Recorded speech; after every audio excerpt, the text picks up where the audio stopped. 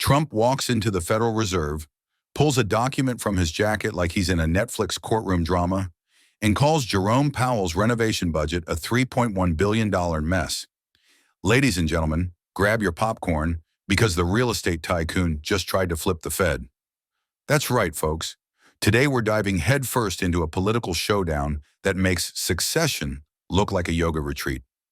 Trump versus Powell, the battle of the billion-dollar Fed facelift, and a clash of egos you did not see coming. Trump, a man whose towers have gold toilets and his own stakes, walked into the Fed and basically said, "Y'all spending what on drywall?" He claimed the Federal Reserve's $2.7 billion renovation was actually costing $3.1 billion. Powell? He looked like someone just told him his house was on fire with marshmallows. But what happens when you bring a real estate mogul into a central bank meeting? Oh, you're gonna want to hear this next one. Mid-meeting, Trump pulls out a document from his pocket like a dad catching you sneaking out after curfew. He shows Powell proof of the higher costs. Powell reads it, tosses it back like an expired coupon and says, "That's a building that was built 5 years ago." Translation, "Bro, that's old news." And then, get this, Trump gets asked the million-dollar question, or rather, the $3.1 billion question.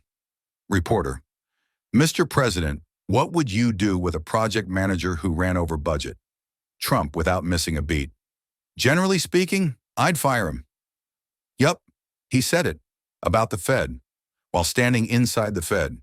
And if you thought that was bold, wait till you hear how Trump wrapped it all up online. Spoiler, he's got a new economic plan called Just Get It Done. After the showdown, Trump did what Trump does best, tweeted, well, posted, whatever it's called now. He said the project has a long way to go and that it would have been much better if it were never started. But don't worry, America, we can afford just about anything, except apparently patience with Powell. But beyond the budget beef, there's something deeper going on here, like why Trump even cares so much in the first place. Let's not pretend this is just about renovations. Trump's been poking Powell for months, calling him things like numbskull, very presidential, all because he thinks Powell isn't cutting interest rates fast enough.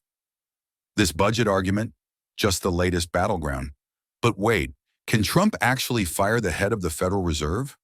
Oh, buckle up. He's floated the idea of firing Powell more than once, then backtracks quicker than a dog caught chewing shoes. Experts say trying to fire a Fed chair would be like tossing a grenade into Wall Street, legal chaos, financial freakouts, and the dollar crying in a corner. And here's something even wilder. You won't believe how rare Trump's Fed visit actually was. Trump's visit marked the first time a sitting president showed up at the Fed in 2 decades. That's like your landlord randomly showing up at your house, checking the thermostat and yelling, "Why is the AC on 68? So what does all this mean for your wallet, your savings, and your future interest rates?" While it's entertaining to watch these two throw shade, the Fed sets interest rates.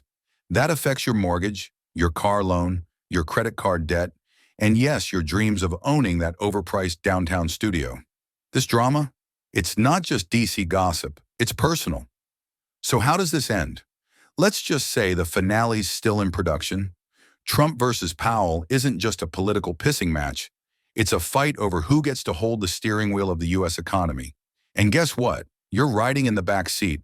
So if you found this Fed face-off as wild as we did, hit that like button like it's a rate cut, subscribe for more bold takes that cut through the noise, and drop a comment. Who do you think won this renovation rumble? Trump or Powell?